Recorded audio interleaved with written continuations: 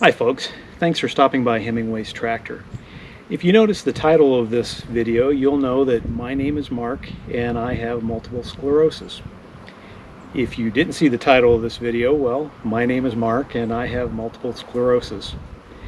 The reason I started this channel was to hopefully help people with disabilities who are tractor owners, maybe come up with a few things to help them hook up their implements, whether it be a rotary cutter or a stump grinder or something like that.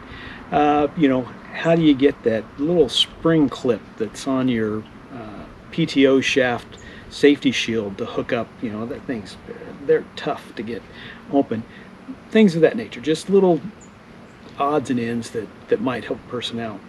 The other reason is to hopefully help folks with MS get a grip on what things are like. I've had MS for the last 18 years. Well, let me rephrase that. I've been diagnosed with MS for 18 years. The first couple of years are really a learning experience for anyone. So I would like to help those people, especially the people who are newly diagnosed, kind of understand what's going on and what to expect in the future. Now, anything that I say or do on this channel should not be construed as medical advice.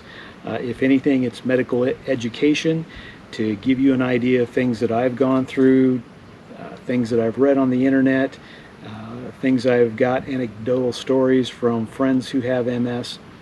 But none of it is anything that you should take as direct medical advice. You should talk to your doctor about that and make sure that you consult with them on anything that you do. But I thought, at least I'd come out today and kind of give you an idea of how things are with me, how things started, and how I've been able to adjust over the years and be able to maintain a lifestyle that I still think is pretty good. Like I said, I was diagnosed in 2003. What happened, and so many times with people with MS, the first symptom that was serious enough for me to go see a doctor about was brought on by stress. I lived in Washington State, me and my wife, and I had just been promoted with my company to a much bigger job and transferred from Washington to Texas. So we were selling a house in Washington, buying a house in Texas, and spending 3 days on the road with a U-Haul and a couple of very irritable cats to move down here. The first day we got to Texas, we spent the night in a hotel, and I woke up the next morning and my feet were numb. And I'm thinking, okay, I've been driving for 3 days, I've got a pinched nerve or something, it'll go away. About 2 weeks later, the symptoms had not abated in any way. So I thought, okay, well, my biggest fear, I've had weight issues my entire life, I've got diabetes. And the thought of, having to give myself a shot every day was rather terrifying because I hate needles. And it turns out that's kind of ironic after I was diagnosed. So I went to a general practitioner and I said, look, this is what's going on. I think that I might be having symptoms of diabetes. Let's go ahead and get some tests run. So they took some blood, ran some tests, and a couple days later he called me and said, no, he said, you do not have diabetes. I said, okay, well, if it's not physiological, then, it's probably neurological, and he agreed. And so I decided to find a neurologist and check with them. In the meantime, having access to the internet and all the scary things that are abounding out there, we came up with the idea that one, it could be something called peripheral neuropathy, and the other one was multiple sclerosis. I did have some experience in the past with MS. I have a maternal uncle who was diagnosed back in the 70s, and the last 5 years of his life, my mother was his caregiver.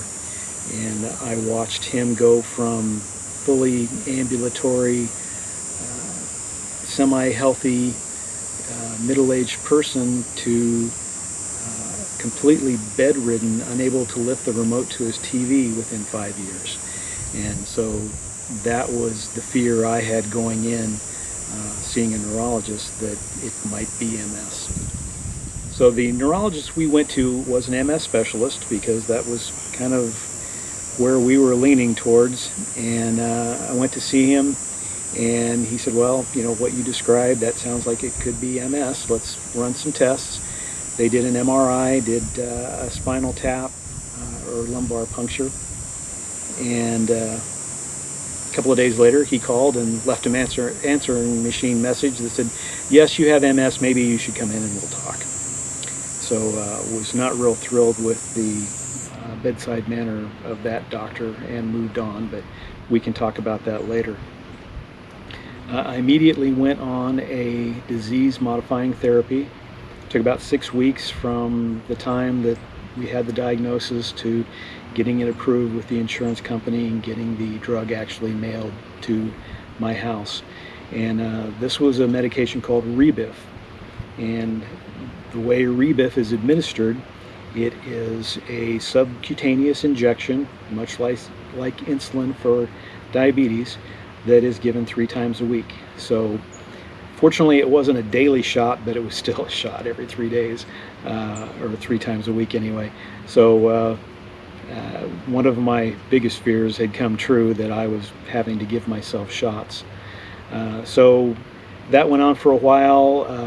As my doctor reviewed my medical exams and blood tests and things of that nature, we noticed that my liver enzymes were basically doubling about every 6 to 8 weeks. So it was decided that Rebif may not be the best drug for me at the time. So we moved on to something else, and moved on to something else, and something else, and I've been on 8 types of therapies in 18 years. But the key takeaway I would like to say is that you really should be on a disease-modifying therapy. The idea that I would be in as good a condition as I am now, which, you know, compared to another person my age is probably not that great, but it's far better than what my uncle was, who at this age was bedridden and again unable to lift the remote to change channels on his television.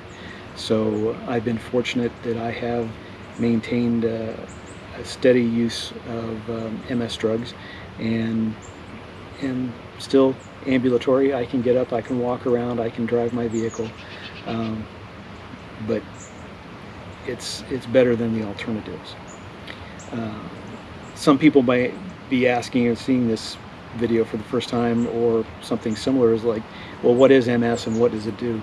Multiple sclerosis is an autoimmune disease that attacks the central nervous system, your brain and spinal cord.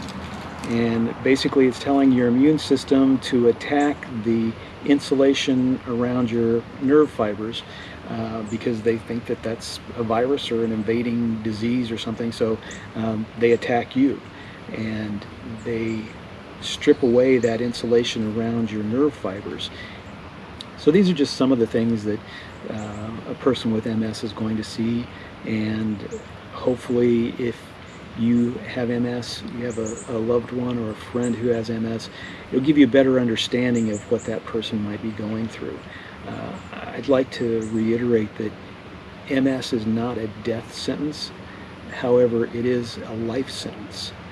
Even with the remarkable drugs that they have developed over the last 30 years, you are going to die with MS, not necessarily from MS. So it's best that as soon as you have been diagnosed, you get on some type of therapy to reduce the progression of the disease and limit the disability that you experience because of that. I hope you have gotten some information from this video. If you did, please hit the like button, hit the subscribe button if you'd like to come back and see some more information about MS or about tractors. This is a John Deere 3038E, and I do a few things with that, and there'll be some videos that you can watch if you're more interested in tractors than you are MS. But they're both fascinating, and I'd like to combine the two and maybe help a few people out there that have a disability and have a tractor. Anyway, thanks again for stopping by Hemingway's Tractor. I appreciate it and look forward to seeing you again.